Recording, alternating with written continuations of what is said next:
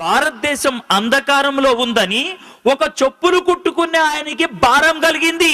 చెప్పులు కుట్టుకునే ఆయనకి భారం కలిగితే 1793 సంవత్సరం నవంబర్ 11వ తారీఖున భారతదేశంలో అడుగు పెట్టాడు ఆయన. భారతదేశానికి రావడానికి 4 నెలల పడవ ప్రయాణం పట్టింది. ఆ 4 నెలల్లో బెంగాలీ భాష చదవటం, బెంగాలీ భాష రాయటం, బెంగాలీ భాషలో మాట్లాడటం నేర్చుకున్నాడు. భారతదేశంలో అడుగు పెట్టినప్పుడు భారతీయ భాష మాట్లాడాడు. 36 సంవత్సరాలు భారతదేశంలో ఉండి 44 భాషలు నేర్చుకున్నాడు. మనకి తిన్నగా ఒక్క భాష రాదు, 44 భాషలు నేర్చుకున్నాడు. 40 భాషల్లోకి బైబిల్ తర్జుమా చేద్దామని ఆరంభించి 28 భాషల్లో కొత్త నిబంధన పూర్తి చేసి 17 భాషల్లో బైబిల్ పూర్తి చేశాడు. ఈ రోజు నీ చేతుల్లో బైబిల్ ఉన్నదంటే కారణం ఆయనే. ఆయన ఎవరో తెలుసా? William Carey. ఒక్క విలియం కేరీ 17 భాషల్లోకి బైబిల్ తర్జుమా చేసి నీ చేతుల్లో పెట్టాడు. అంతేనా? అక్కడితో ఆగిపోయాడా? నీ చేతుల్లో పెన్ ఉందంటే కారణం విలియం కేరీ. భారతదేశంలో మొట్టమొదటిసారిగా ఇంక్ తయారు చేసింది ఆయనే. జిందగీలో రైలు బండి ఎక్కినావంటే కారణం విలియం కేరీ. భారతదేశంలో మొట్టమొదటిసారిగా స్టీమ్ ఇంజన్ పెట్టింది ఆయనే. బ్యాంకులో పైసలు పెట్టినావా? కారణం విలియం కేరీ. భారతదేశంలో మొట్టమొదటిసారిగా బ్యాంక్ పెట్టింది ఆయనే. పొద్దున్నే లేచి ఈనాడు, జై తెలంగాణ న్యూస్ పేపర్ చదివిన థ్యాంక్స్ చెప్పాలి విలియం కేరీకి. భారతదేశంలో తొలిసారిగా భారతీయ భాషలో న్యూస్ పేపర్ ముద్రించింది ఆయనే. ఆడపిల్లలు కాలేజీకి పోతున్నారా?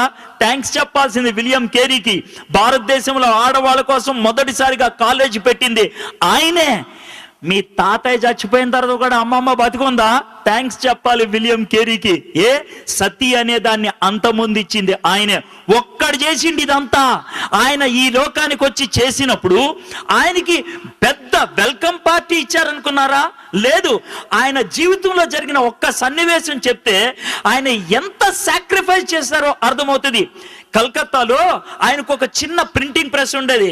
236 పేజీలు బెంగాలీ డిక్షనరీని ఆ రోజే ముద్రించి కట్లగా నిలబెట్టి మిగిలిన పేజీలు ముద్రిద్దాం అనుకునే లోపల ఇంటి దగ్గర నుంచి ఒక పనోడు పరిగెట్టుకుంటా వచ్చాడు. ఇంటి దగ్గర ఉన్నవాడు వచ్చి, సార్ మీ భార్యకి పిచ్చి ఎక్కిందంట.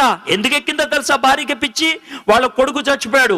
కొడుకు చచ్చిపోయినప్పుడు పాతి పెట్టడానికి ఎవరు రాకపోతే విలియం కేరీ ఒక్కడే శవాన్ని తీసుకెళ్లి పాతి పెట్టొచ్చాడు.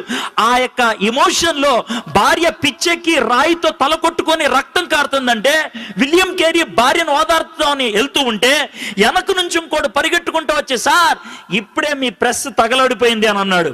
వెనక్కెళ్లాలో ముందుకెళ్లాలో తెలియకుండా సతమతమయ్యాడు విలియం కేరీ. అలా పెనుగులాడి అద్భుతంగా పరిచర్య చేశాడు.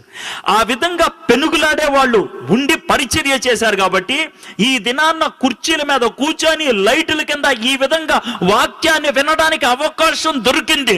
అది ఉచితంగా రాలా. ఎవడో ప్రాణం పెడితే వచ్చింది, ఎవరో సాహసిస్తే వచ్చింది. దేవుడు క్రిస్మస్ దినాన నేర్పించే పాఠం ఏంటి తెలుసా? నువ్వు నాకు చెందిన వ్యక్తివి అని చెప్తావా? నన్ను నువ్వు దేవుడు అని పిలుస్తావా? యేసే అంటున్న మాట ఇది. మీలో నన్ను ఎవరైనా గురువు అని పిలవదలుచుకుంటే, నా శిష్యులు అవ్వాలి అనుకుంటే గుర్తుపెట్టుకోండి, ఒకటే ఒక కండిషన్. మిమ్మల్ని మీరు కాదనుకోవాలా, మీ సిలువెత్తి నన్ను వెంబడించాలా. సిలువెత్తి వెంబడించడం అంటే గోల్డెన్ క్రాస్ మెళ్ళ వేసుకొని రావటం కాదు. సస్తే పాతి పెట్టడానికి రెడీ అయ్యే సమాధి పెట్టిని తీసుకొని రావడం, చావటానికి తెగించటం.